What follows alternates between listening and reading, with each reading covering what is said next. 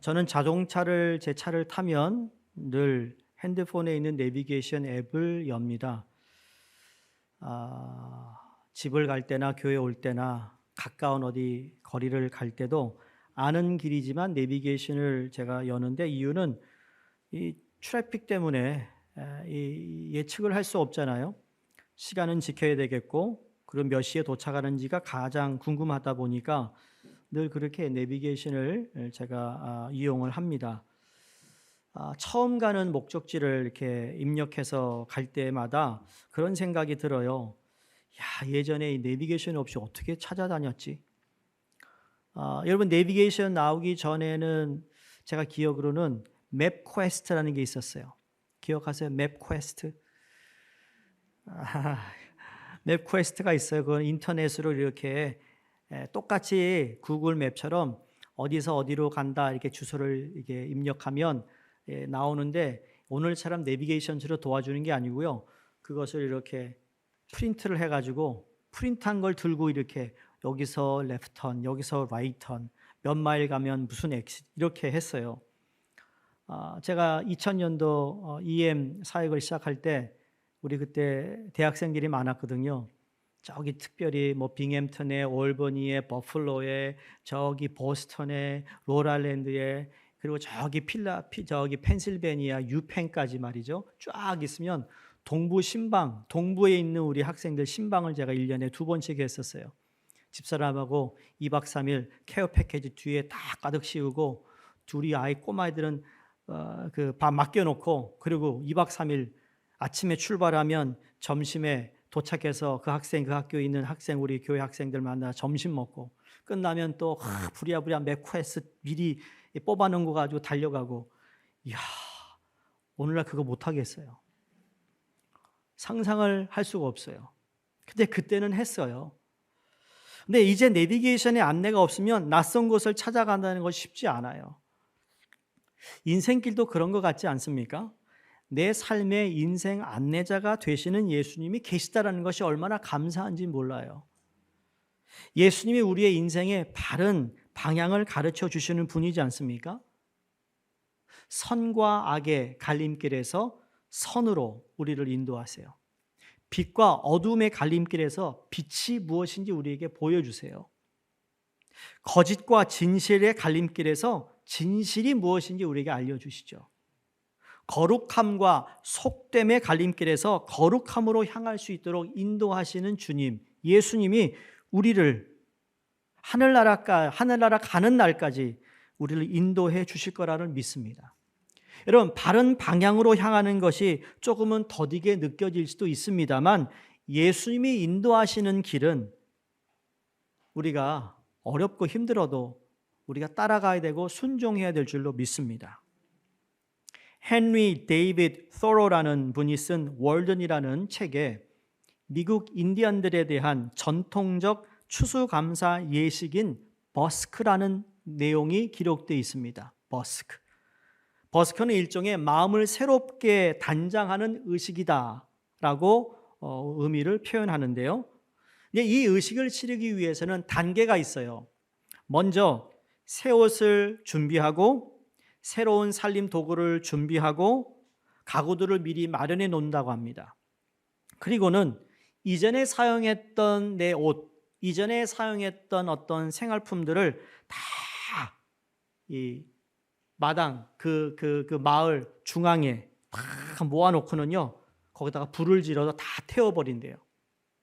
그러나서 사흘간 단식을 하는데, 이 사흘 동안 마을 안에 있는 모든 불을 끄고, 저녁에도 그래요. 심지어 식욕과 성욕 모든 욕망을 다 꺼버린다고 합니다. 이 사흘이 지난 후에 무엇을 하냐면, 대사면이 선포되어서 그동안 범죄로 인해 이 마을 바깥으로 쫓겨났던 사람들을 다시 다 들여보내 마을로 들어오게 한다는 겁니다. 그러니까 마을 사람들이 그 사람들을 다 보는 겁니다. 그리고 이미 자기가 과거에 사용했던 모든 물건들을 태워버리니까 지금 아무것도 없어요. 그리고 나흘째 되는 아침에 이 의식을 주관하는 제사장 같은 사람이 마른 나무들을 비벼가지고 광장에 새로운 불을 피우는데, 모든 부족 사람들이 제사장이 피워놓은 이 불에서 새롭고 깨끗한 불을 붙여 집으로 돌아간다는 겁니다. 우리의 시각으로 보면 이런 의식이 굉장히 주술적으로 보입니다. 또 심지어 너무 낭비하는 것이 아닐까? 그런데 의미를 한번 생각해 보고 싶어요. 의미만 본다면 정말 이 의식이 참 우리가 본받을 만한 의식이라는 것을 깨닫게 됩니다. 그들의 어떤 전통이나 종교적 그것을 이야기하는 것이 아니라 그 안에 담겨 있는 의식 말이에요. 삶을 정기적으로 새롭게 깨끗하게 하려고 하는 이들의 삶의 진지함이 여기에 보이고 있어요. 과거에 있던 것 다 태워버리고 새로운 것을 준비하고, 그리고 그러기 위해서 사흘간 그들이 단식을 하고 모든 욕망을 다 꺼버리고 불도 켜지 않고, 그리고 쫓겨났던 죄인들을 다시 마을로 들어오게 해서 새롭게 시작할 뿐만 아니라, 그래서 새롭게 불을 지핀 그 불을 가지고 각 집으로 돌아가 그 불로 밥도 해먹고 또 한 해를 시작하는 거예요. 어떤 면에서 보면 이러한 것이 그리스도인에게 있어서 예배가 그런 것이 아닐까 생각해 봅니다. 예배가 한 주간 세상에서 오염되고 때 묻은 삶을 참회하고 다시금 새롭게 깨끗하게 되려는 거룩한 정결한 시간이 예배라는 거예요. 그런 차원에서 예배는 우리의 옛사람이 죽고 우리가 새로운 사람으로 재탄생하는 사건이라고 말할 수 있다라는 겁니다. 동시에 말씀을 통해 사명을 발견하고 하나님의 치유를 경험할 뿐만 아니라 그분의 능력을 덧입는 시간이라고 말할 수 있다라는 거예요. 여러분, 예배를 통해 무엇을 얻고 갑니까? 찬양 한번 잘했다? 좋은 설교 들었다? 좋은 찬양 우리가 들었다? 여러분, 그게 예배가 전부가 아니잖아요. 예배는요, 처음부터 끝까지 우리에게 주어지는 그 시간 안에 하나님께 드려지는 이 모든 기도나 말씀이나 찬양 가운데 살아계신 하나님을 만나는 시간이 되어야 돼요. 그 만나는 시간을 통하여서 나를 돌아보고 나의 부족함을 인정하고 하나님이 나를 향하신 뜻이 무엇인가를 발견하여 그 뜻을 다시 한번 하나님 일주일 동안 이루어가는 삶을 살아야겠다는 결단과 헌신으로 이어지는 것, 이것이 바로 예배 아닙니까? 여러분, 매 주일 예배를 통해 이런 영적 의식을 치르고 있으십니까? 우리는 말씀을 듣고 예배하는 모든 순간에 새 사람으로 거듭나는 은혜가 있습니까? 선포되는 말씀을 통해 우리를 향한 주님의 심정을 발견하십니까?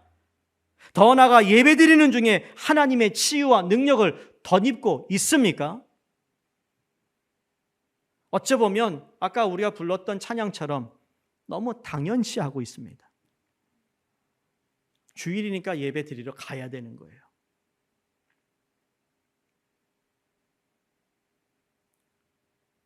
찬양팀이 나와 찬양하는 거 당연시합니다. 성가대가 찬양 준비하고 찬양하는 거, 모든 것을 너무나 당연시하고 있지는 않은가? 이런 차원에서 전교인 캠페인 오늘 마지막 시간, 나를 끝까지 포기하지 않으시는 하나님, 야곱을 향해 끝까지 포기하지 않았던 하나님, 그 야곱을 회복시켜 주시고 그 회복의 마지막이 무엇인가? 그게 오늘 창세기 35장이에요. 35장이 지난 다음부터는 요셉의 이야기가 전개돼요. 야곱의 인생을 지켜보시고 인도하신 하나님께서 야곱을 끝까지 추적하셔서 그로 하여금 삶의 진정한 목적과 가치가 무엇인가 명확하게 말씀해 주시고 있는 것이 35장이에요. 여러분, 끝까지 나를 포기하지 않는 하나님을 내가 믿고 사랑하고 정말 감사한데, 그러면 그렇게 포기하진 하나님을 만나 마지막 결론이 뭔가? 이야, 큰 부자가 되었다. 정말 내가 정말 주님께 주시는 형통이 이루어졌다. 여러분, 그걸 기대했다면 여러분 잘못 번지수를 찾고 있는 거예요. 오늘 말씀은요, 그게 아니었어요. 어떻게 보면 신앙의 기본기요, 핵심이라고 말할 수 있는 말씀을 하나님이 야곱에게 하시는데, 그건 뭐냐면 바로 예배의 회복인데, 이 예배의 회복의 시작이 바로 복이 된다는 것을 말씀하고 있습니다. 35장에 하나님께서 야곱에게 베델로 올라가라 명령하시는 것으로 시작이 되잖아요. 베델은 어딘 곳이죠? 야곱이 형 에서의 장자권을 속여서 자기가 취한 다음에 그 형의 살기를 피해 삼촌 집으로 도피하던 그 길에 하나님을 만났던 장소가 바로 베델이에요. 그때 꿈을 통해 나타나신 하나님께서 야곱에게 창세기 28장 15절 이렇게 말씀하셨습니다. 내가 너와 함께 있어 내가 어디로 가든지 너를 지키며 너를 이끌어 이 땅으로 돌아오게 할지라 약속했습니다. 그러자 잠에서 깨어난 야곱이 하나님을 만난 그곳을 기념하기 위해 거기에 돌기둥을 세우고 그곳에 기름을 붓고, 그리고 이렇게 얘기합니다. 하나님의 집, 그게 바로 베델이에요. 근데 원래 오늘 보면 루스, 베델이다 그러잖아요. 원래 지명이 야곱이 베델이라고 이야기하기 전에 그 땅의 이름이 있었는데 그게 바로 루스였어요. 루스가 오리지널 땅의 이름이었어요. 근데 루스의 의미는 뭔가 하면 길을 잘못 들었다, 폐허다, 황폐하다라는 것을 의미하는 것이 루스거든요. 야곱이 황폐한 땅의 이름을 하나님의 집이라고 칭한 것은 하나님을 만났기 때문이라고 루스를 베델이라고 바꾼 거였어요. 그리고 수십 년이 지난 오늘 본문에 하나님이 야곱에게 다시 명령하십니다. 너 기억하지? 너 형이 너를 죽이겠다, 네가 도망 나왔을 때 내가 너를 만났던 그 베델로 다시 올라가서 거기 거주하며 내가 내 형 에서의 낯을 피하여 도망하던 때에 내게 나타났던 하나님께 거기서 제단을 쌓으라라고 말씀을 하십니다. 베델로 다시 올라가라는 하나님의 말씀이었어요. 네, 여러분, 이 베델로 다시 올라가라는 말씀을 더 우리가 깊이 이해하기 위해서는 그 전장에 일어난 사건이 무엇인가를 알아야 합니다. 34장은 야곱의 딸 디나가 강간을 당합니다. 강간을 당했다라는 소식을 오빠들이 들어요. 그리고는 특별히 시므온과 레위가 여동생의 강간 주범인 세겜과 그의 아버지 하몰과 세겜의 성에 있는 모든 남자들을 다 도륙합니다. 죽여버립니다. 그리고 야곱의 다른 아들들은 그 세겜 성의 모든 재물을 노략질합니다. 그야말로 악을 더 큰 악으로 되갚는 복수혈전이 아닐 수가 없습니다. 하나님의 백성이 세상과 같은 방식으로 싸운다면 그것은 세상에 동화된 것에 지나지 않음을 우리가 명심해야 합니다.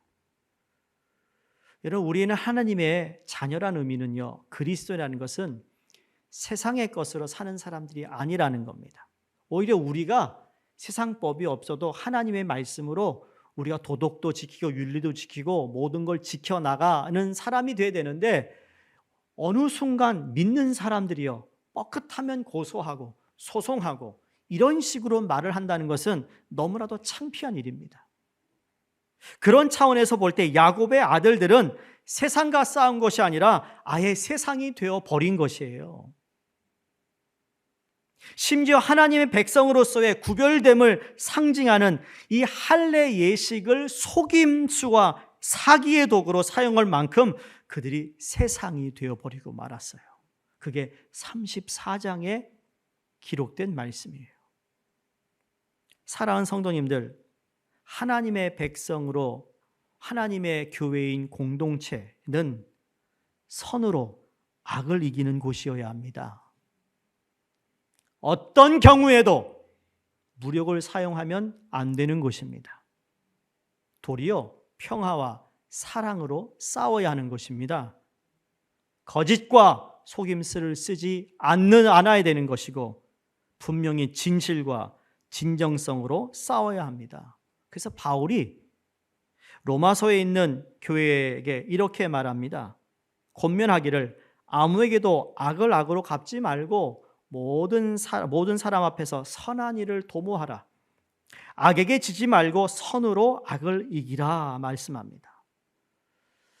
인간적으로 생각하면, 세상적으로 생각하면 내게 해를 끼치고 내게 악하게 한 사람을 여러분 복수만 안 해도 다행이지 무슨 선으로 이기라고 그래. 여러분 그런 생각할 수 있어요. 충분히 할 수 있어요. 그럼에도 우리는 하나님의 백성이기에, 성도이기에 이 말씀을 그냥 한 귀로 듣고 한 귀로 흘릴 수가 없는 겁니다. 우리가 악에게 지지 않기 위해서 선으로 이기는 거예요. 여러분 누구 이기고 싶으세요? 그럼 선으로 이기시라고요. 그게 하나님의 말씀이에요. 언제까지 이렇게 하라고요? 아무리 죄의 밤이 깊어가고 악이 기승을 부릴지라도 성도는 그렇게 해야 한다고 말씀하고 있습니다. 자, 이렇게 그 많은 세겜 남자들 다 죽이고 노략질했는데 여러분 그 부근에 있는 그 옆에 있는 부족들이 가만히 있겠습니까? 주변의 부족들의 원수가 되어버린 야곱의 가정은 더 이상 세겜에 거주할 수가 없습니다. 그래서 다시 처음에는 야곱 혼자 도망자였는데 이제는 20년이 지난 후에 야곱 가정 모두가 도망자 신세가 되어버린 겁니다. 바로 이때 하나님께서 야곱에게 말씀하십니다. 야곱아, 베델로 올라가라. 네가 있어야 할 곳은 베델이니 그곳에 거주하면서 거기서 나에게 제단을 쌓으라. 다시 말하면 나에게 예배하라 였습니다. 야곱의 두 아들은 수많은 사람을 죽인 살인마가 되었고 나머지 형제들은 남의 것을 노략질한 약탈자가 되었습니다. 정말이지 이런 생각을 해봐요. 우리 믿는 사람은 하나님 앞에서도 그렇고 사람들 앞에서도 그렇고요. 우리 낯을 들 수 있어야 되거든요. 근데 지금 야곱의 가정은 하나님 앞에서나 사람들 앞에서나 낯을 들 수가 없는 거예요. 다시 말해 폐허가 된 가정의 모습이 아닐 수가 없습니다. 그런데 하나님은 그렇게 폐허가 된 야곱의 가정이 먼저 회복해야 할 것이 무엇인가라고 말씀하는데 그게 바로 베델에서 드리는 하나님을 향한 예배라고 말씀합니다. 여러분 원래 베델의 옛 이름이 뭐라고 그랬죠? 루스. 길 잘못 들었다, 폐허다, 황폐함이라고 그랬어요. 그렇죠?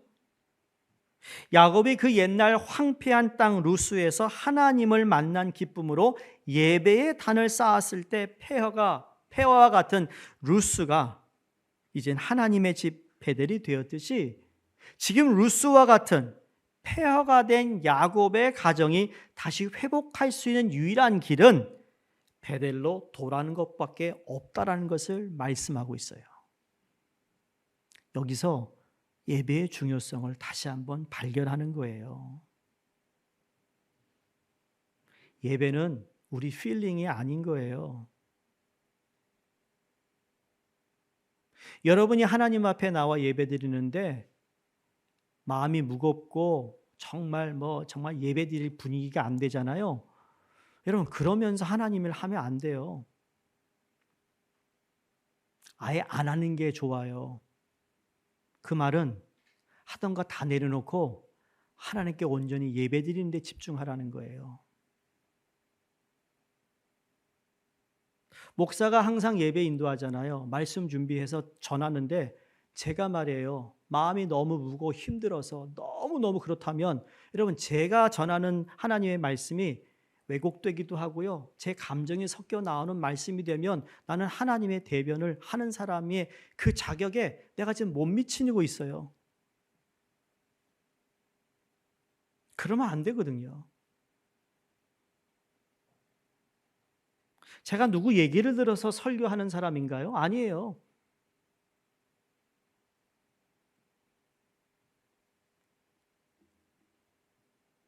우리가 지금 폐허같다. 내 심령이 폐허같다. 그럼 다른 거 없어요. 더 열심히 아니 봉사하지 마세요. 내려놓으시고 온전히 하나님께 예배드리는 데 집중하세요. 기도하시는 데 집중하시고 하나님 만나는 데 집중하세요. 안 해도 돼요. 오히려 그게 예배를 도와주는 거예요. 사랑하는 성도님, 가정이 영적으로나 관계적으로 또 삶 속에 폐허가 되었다면 다른 어떤 것보다도 예배가 먼저 회복되어야 한다는 사실을 잊지 않기를 바랍니다. 이것은 개인의 삶도 그렇고 교회 공동체도 마찬가지입니다. 지금 삶의 질서가 무너졌다면, 심령이 돌처럼 굳어졌다면 가장 먼저 예배가 회복되어야 하는 거예요. 교회 공동체가 든든히 세워지는 출발점도 예배의 자리고요. 인생길 속에서 수없이 넘어지고 자빠져도 다시금 주님 손을 붙잡고 일어나야 할 곳이 바로 예배예요. 그야말로 예배가 우리 인생의 최고의 복이라는 거예요. 실제로 하나님은 베델로 다시 돌아온 야곱에게 복을 주십니다. 9절을 보시면 이렇게 말합니다. 야곱이 밧단 아람에서 돌아오매 하나님이 다시 야곱에게 나타나사 그에게 복을 주시고 예배를 드리고 났더니 하나님이 그에게 복을 주세요. 예배 드리기 전에 제대로 예배가 회복되지 않을 때 하나님이 복을 홀드하고 계세요. 여러분, 오늘 35장 이후에 야곱이 에서 형을 만납니다. 얽혔던 것들, 그 모든 것을 하나님이 예배를 통하여 야곱이 회복시키시며 예배가 회복되었을 때 에서의 관계를 회복시키십니다. 이게 하나님의 방법인 거예요. 인간적인 방법으로 화합되는 게 아니라는 거예요. 교회는 그런 것이 아니라는 거예요. 야곱이 한 것이라는 건 예배의 자리로 돌아온 것뿐인데 모든 것이 회복되어 버립니다. 왜일까요? 하나님이 가장 기뻐하시는 것이 예배의 자리를 떠나지 않는 것이기입니다. 순전한 예배자가 되기를 원하시는 것. 그래서 예배야말로 우리 생의 최고의 복음이라는 것을 깨닫게 되는 거예요. 히브리서 기자가 히브리서 4장 16절에 그러므로 우리는 긍휼하심을 받고 때를 따라 돕는 은혜를 얻기 위해 은혜의 보좌 앞에 담대히 나아갈 것이니라 라고 말씀합니다. 예배는 은혜의 자리에 나오는 거예요. 우리를 긍휼히 여기시는 때에 따라 돕는 은혜를 얻기 위하여, 여러분, 매 주일마다 나올 때마다 우리는 하나님 우리를 도와주셨다는 것을 고백할 뿐만 아니라 예배를 통하여 내게 또 은혜를 주셔서 한 주를 살아갈 수 있는 하나님으로부터 공급받는 힘을 받는 것이 예배라는 거예요.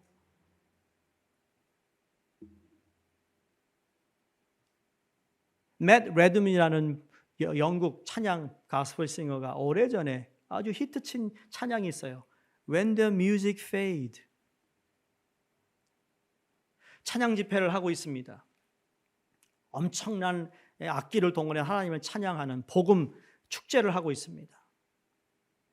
그래서 그의 그 가사는 When the music fade. 여기 지금 우리가 하고 있는 모든 악기들을 다 내려놓고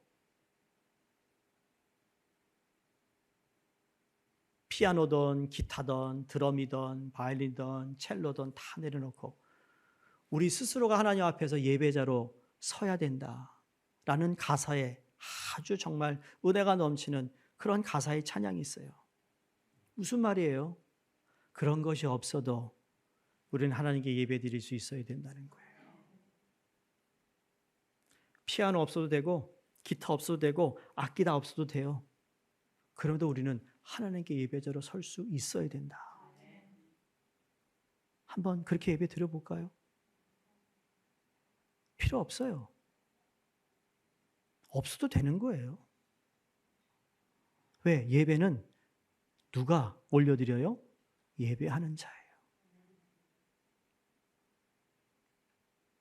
악기를 치는 사람이 하나님과의 관계에서 온전할 때, 여러분, 그 악기가 방해받지 않고 걸림돌이 되지 않고 하나님께 올려지는 게 예배예요.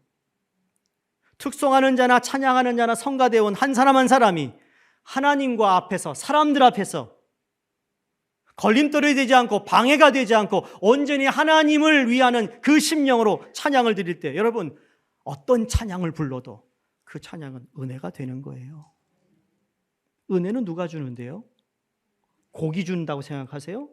참 모르는 얘기예요. 아니요. 그 찬양하는 자가 어떤 마음으로 하나님께 찬양하느냐에 따라 하나님이 들으시고 우리에게 은혜를 주시는 건 하나님이세요. 곡이 아니라고요. 제가 아무리 멋진 설교를 준비해도 하나님이 그 설교에 합하지 않으시면 여러분 아무도 은혜 받지 않아요.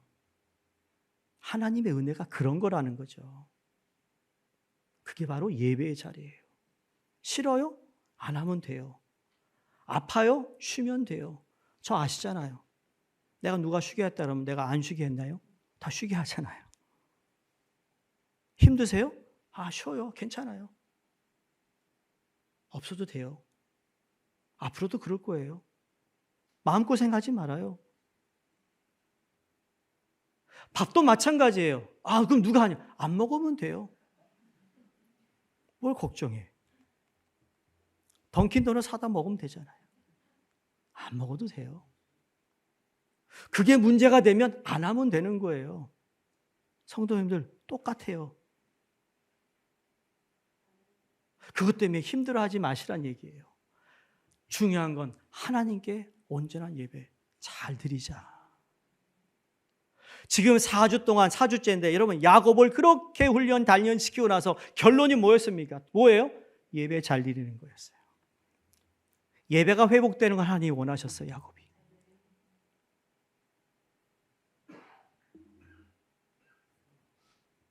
은혜의 보좌 앞으로 예배의 자리로 담대히 나왔더니 주님의 긍휼하심을, 주님이 돕는 은혜를, 주님의 손을 붙잡고 다시 일어서는 예배의 회복이 시작되자 여러분 그 자체가 복이라는 거예요. 우리는 예배를 통해 속사람이 강건해지고 가정과 일터가 든든히 세워지며 무엇보다 예배를 통해 주님의 돕는 은혜를 경험할 수 있는 축복을 누릴 수 있게 됨을 믿으시기 바랍니다. 그래서 예배자로 다시 나아가겠다고 결정한 야곱이요, 다시 올라가 예배의 제단을 쌓으라는 하나님의 부르심에 순종하는 순간 베델로 올라가기 전에 야곱이 하나님 앞에서 한 가지 단호한 결단합니다. 2절을 보세요. 야곱이 이에 자기 집안 사람과 자기와 함께한 모든 자에게 이르되 너희 중에 있는 이방 신상들을 버리고 자신을 정결하게 하고 너희들의 의복을 바꾸어 입으라. 여러분, 예배자는 우리 안의 우상을 정리해야 된다는 것을 야곱이 깨달았다라는 거예요. 내가 하나님께 나올 때 내 안에 복잡한 것, 내 안에 가지고 있었던 이 세상의 우상들, 내가 더 사랑하고 더 하나님보다 귀하게 여겼던 것들을 다 내려놓고 하나님께 나오는 이 모습이 야곱을 통해 우리가 배우는 모습이에요. 야곱이 버리라고 하는 그 이방 신상들의 출처를 우리가 추측해 보면 아마 야곱의 아들들이 세겜 성에서 약탈해 온 물건 가운데 나왔을 것입니다. 무엇보다 라반의 집을 나올 때 그 라반의 딸 라헬이 아버지 집을 떠날 때 몰래 가져왔던 그 가정 수호신인 드라빔이라는 어떤 그것도 포함되었을지도 모릅니다. 여러분, 충격이 아닌가요? 하나님을 믿고 주님이 나의 주인이라고 고백하는 사람인데도 불구하고 여기 보면 그 집안이 하나님도 섬기고 우상도 은밀히 품고 있다는 사실입니다. 그러나 간과하지 말 것은 우리도 그럴 가능성이 다분하다는 사실이에요. 하나님 사랑한다면서 하나님만큼 사랑하는 무언가가 있지 않습니까? 우리 안에. 오죽하면 하나님께서 당신의 백성에게 주신 첫 계명이 뭡니까? 나 외에 다른 신을 섬기지 말라였습니다. 그만큼 우리가 우상에 노출될 가능성이 크다라는 겁니다. 세상에 동화될 위험이 우리에게 있다라는 겁니다. 실제로 야곱의 가족은 본토 아버지 집을 가야 하는데요, 세겜에서 10년을 살았다고 성경이 말합니다. 10년. 10년이면 뭐가 변해요? 강산이 변해요. 오늘날은 10년도 아닌 것 같아요. 이렇게 1년에 한 번씩 한국을 나갔다 오는 분들 얘기 들으면 1년마다 나가도 변한대요. 한국이 그렇게 빠르다라는 겁니다. 10년을 세겜에서 살았습니다. 제가 말씀드렸나 모르겠지만 세겜에서 베델까지는요 30km 거리가 아닙니다.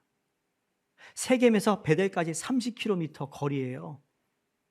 삼촌 땅에서 세겜 베델까지는 800km예요. 그 먼 길을 왔는데 세겜에 와가지고 거주하고 있어 10년 동안. 세겜에 살면서 야곱이야 야곱 가정이 철저히 세겜화되어 버린 겁니다. 세겜의 가치관에 동화되어 버린 겁니다. 이런 상황 속에서 가장 씁쓸한 사람이 아마 야곱일 겁니다. 알다시피 야곱은 야복강에서 자신의 옛 자아를 죽임으로 분이엘의 하나님을 경험했어요. 오늘 본문 말씀 심지어 이스라엘이라는 이름까지 부여받았어요. 그런데 충격적인 건 그의 신앙이 제자리에 있었다라는 거예요. 베델에서 예수 하나님을 만난 다음에 그 다음에 그렇게 고생길을 갔다가 다시 돌아오는데 베델 아마 거의 얘기하면 30년 후에 베델에 갔는데 그의 신앙이 제자리 걸음이었어요. 성도님들 가운데 30년 교회 다녔는데 제자리 걸음을 한다면 여러분 부끄러운 일이 아니겠습니까? 또 하나는 내가 뜨겁게 하나님을 만난다고 해서 신앙이 보장되는 것이 아니라는 것을 알게 됩니다. 내가 언제 하나님을 뜨겁게 만났어. 이런 그거 가지고 내 평생 신앙이 유지되는 게 아니라는 거예요. 그래서 은혜의 보좌 앞에 매주 나오는 겁니다. 이런 야곱의 신앙을 보면서 깨닫는 것은 정말 안 변하는 야곱 대단하다. 그런데 야곱을 절대로 포기하지 않고 끝까지 찾아오신 하나님은 지독하시다. 그분의 사랑은 더 놀랍고 대단하다. 그렇죠? 우리가 그런 존재 아닙니까? 목사인 저를 봐도 그래요. 삶에서 저도 야곱스러운 모습이 보여요. 하나님 앞에서 그래서 낯을 들 수 없을 때가 있어요.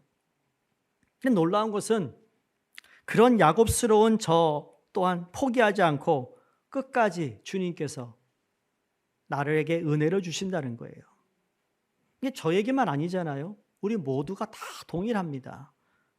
여러분 목사라서 그런 유혹이나 그런 거 없는 게 아니에요. 오히려 더 나는 더 숨길 수 있고 더 속일 수 있는 그러한 유혹들이 목사에게 있어요. 감사한 것은 포기하지 않으시는 하나님의 사랑, 나를 풀수하시는 바로 그분 때문에 이 자리에 서 있다라는 거죠.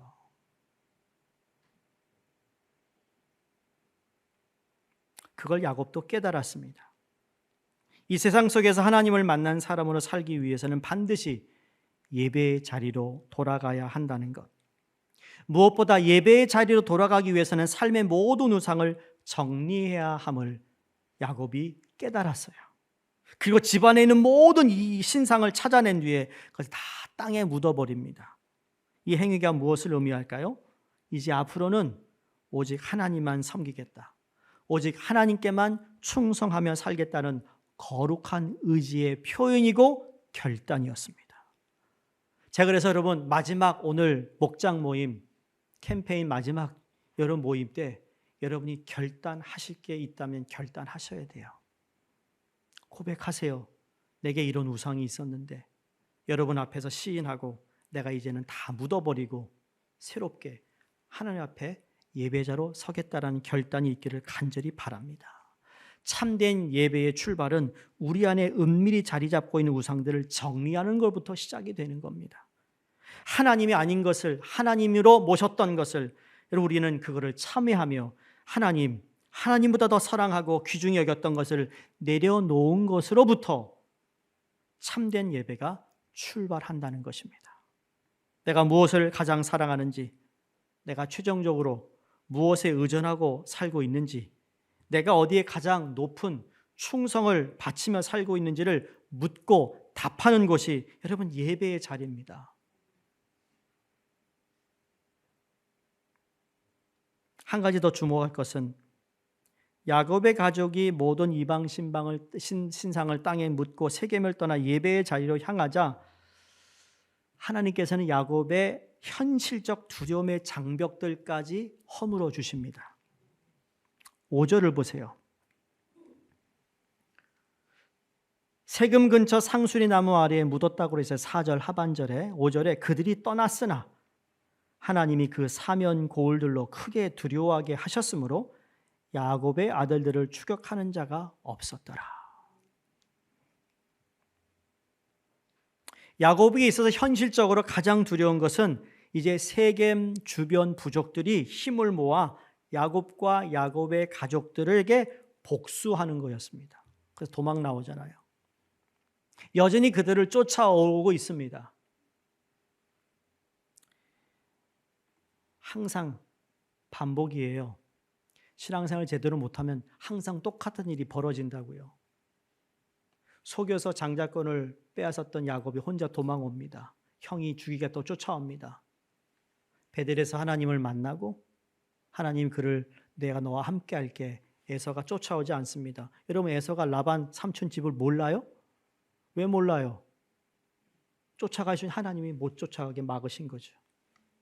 다시 라반의 집에서 나오고 세겜에 10년 살면서 그리고 그렇게 많은 사람들을 죽이고 노략질하고 그래서 이 주변에 있는 부족들이 죽이가 또 쫓아옵니다. 하나님이 현실적으로 그들을 막습니다. 두려운 마음을 줍니다. 또 건들지 말라는 거예요. 하나님 사람 여러분 함부로 건들면 안 돼요.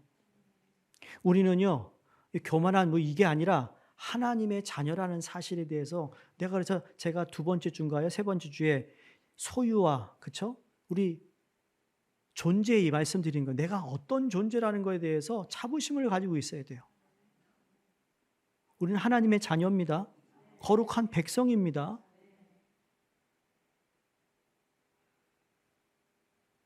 하나님이 막아주세요. 예배의 자리로 돌아오는 야곱과 그의 가족을 보호하기 위해 세겜 주변 부족들의 내면에 야곱에 대한 두려움을 심어 놓아 그들이 더 이상 추격하지 못하게 막으십니다.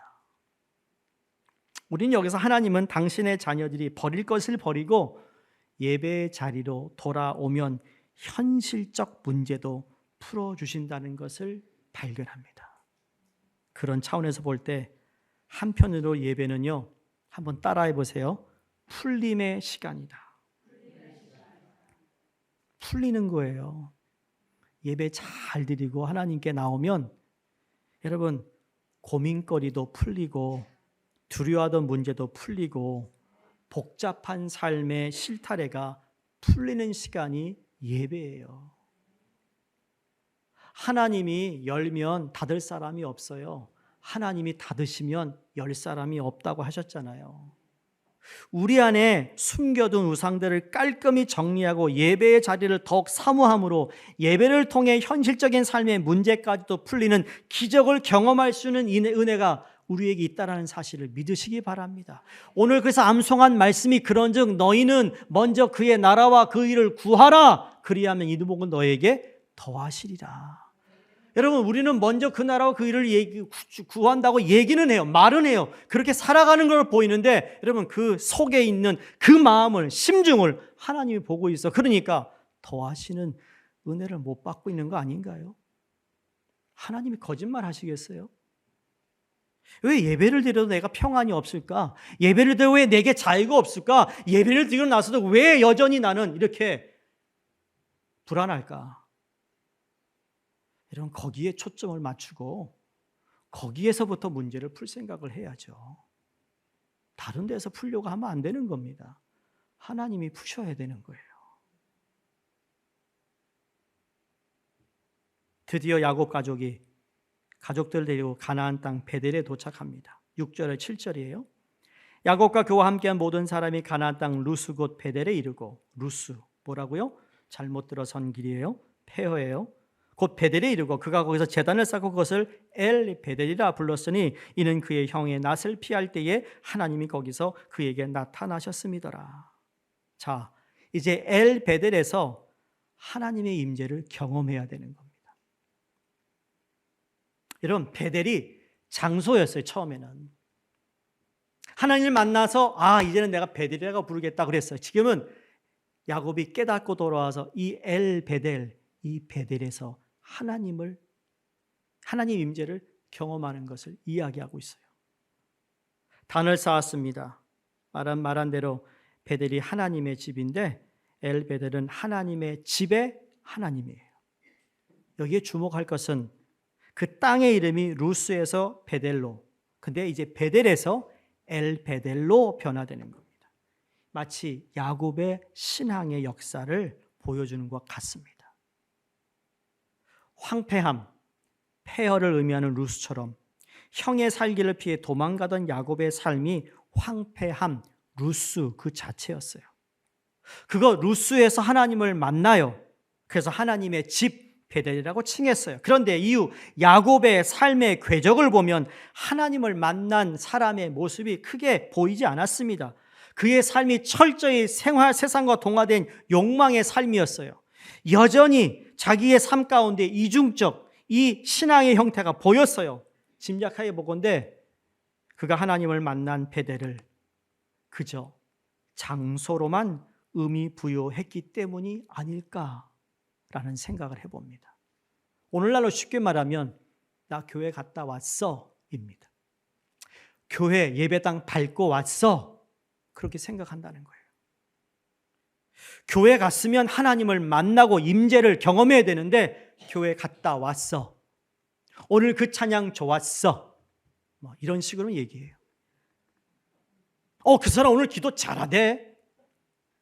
기도 가운데 하나님을 만나지 않고 찬양 가운데 하나님을 만나지 않고 그런 식으로만 바라보고 있는 그 모습이 베델만 간 사람들이에요. 사랑하는 성도님들, 엘 베델의 경험이 있기를 주 이름으로 축원합니다. 엘 베델이 되기 위해서는 우리가 주님 앞에 철저히 회개해야 합니다. 긍휼을 구해야 됩니다. 은혜를 사모해야 됩니다. 하나님과 나 사이에 막힌 것이 있으면 그걸 하나님 제거해 달라고 기도해야 됩니다. 누구를 미워했다면, 시기했다면, 가습을 했다면, 어떤 말을 했던 간에 그게 하나님 앞에서 내 마음에, 양심에 갇히게 되는 거라면 하나님 앞에 내려놔야 돼요. 그걸 있는 한 여러분 복이 준다고 했는데 복을 못 받는 이유가 거기에 있다라는 거예요. 열심히 봉사해서 복 받는 거 아닙니다, 여러분. 온전한 예배가 드려질 때 하나님이 푸시는 거예요. 여시는 거예요. 야곱에게 있어서 여러분 어쩌면 우리가 야곱처럼 베델을 장소적 의미로 해석하고 우리가 신앙생활하고 있지는 않았는지 우리 자신을 돌아보며 혹여 저희 가운데 이런 신앙의 위치에 있다면 하루빨리 베델로 올라가 엘 베델을 체험하시기를 주 이름으로 축원합니다. 우리 하나님이 야곱을 포기하지 않으셔서 끝까지 그를 인도하시는 것이 은혜였다고 우리는 알고 있습니다. 그 은혜가 우리에게 임하고 있음을 믿으셔야 합니다. 그런데 그 은혜는 하나님의 큰 섭리, 계획, 목적이 있어요. 말씀을 마무리하면서 야곱에게 그렇게 하나님이 끝까지 추격하시고 그에게 사랑으로 끝까지 그를 버리지 않았던 것은 그 야곱으로 하여금 온전한 예배자로 서게 하기 위함이라는 것. 여러분 삶계에 경제적인 문제가 있어요? 정치적인 문제가 있으세요? 여러분 육신의 문제, 질병이 있으세요? 어떤 문제가 있다면 여러분 그건 하나님의 사람은 하나님께 예배드림으로 말미암아 하나님이 해결해 주시는 그 은혜를 구해야 하고 그 은혜가 우리에게 있어야 된다는 사실을 야곱을 통해 우리에게 말씀하고 있습니다. 다시 말해 왜 끝까지 추격하실까요? 왜 끝까지 우리를 사랑하실까요? 하나님께 온전한 예배를 드리기 위함이에요. 그 예배를 드리면 그 다음부터는 하나님이 하시는 거예요. 저는 야곱이요 엘베델에서 하나님 예배한 다음에 하나님 그런데 말이죠 제리들이 날 추격하고 있거든요. 어떻게 안 될까요? 그러지 않았습니다. 여러분 문제 있어요. 아픔이 있어요. 하나님께 나와 헌신하고 온전한 예배를 드려보시라고요. 하나님이 풀어주신다고요. 해결하신다고요. 그게 우리 하나님이세요. 얼마나 멋진지 모릅니다. 그게 바로 내가 구하지 않은 것까지 이루시는 하나님을 경험하는 겁니다. 내가 마음에 온전한 예배자로 여러분 살아갈 때 내 마음에 뭔가 마음을 갖는 게 있잖아요. 어느 순간 누군가가 하나님이 그 사람을 통하여 나를 위로하셔요. 나를 찾아오세요. 내가 누구한테 말도 안 했는데 이거 필요한 거 아니었어요? 라고 가져와요. 그때 하나님이 나를 사랑하시는구나. 감사합니다. 그런 하나님을 경험해야 되지 않겠습니까? 그래서 매 주일마다 베델이라는 하나님의 집에 와 있는 것으로 만족하지 마시고 그 집에 임재하시는 하나님을 만나는 예배가 되기를 주의 이름으로 축원합니다. 하나님의 임재를 경험하기 위해 얼마나 많은 분들이 여러분 수고합니까? 여러분이 예배 드리기 위해서 얼마나 많은 분들이 여러분 목회자를 비롯해서 부교육자, 성가대, 찬양팀, 예배 준비하는 분들, 예배 안내, 저 파킹장, 얼마나 많은 분들이 이 예배 한 번을 하나님께 온전히 드리기 위해서 수많은 분들이 섬깁니까? 이걸 당연시 할 수 있습니까? 교회에서 가장 많은 에너지가 소비되는 것이 예배 한 번, 주일 예배 잘 드리는 것을 위해서였어요. 그걸 위해 성가대가 존재합니다. 그걸 위해 찬양팀이 존재합니다. 그걸 위해 반주자, 모든 악기들이 다 동원됩니다. 소홀히 여기지 마세요.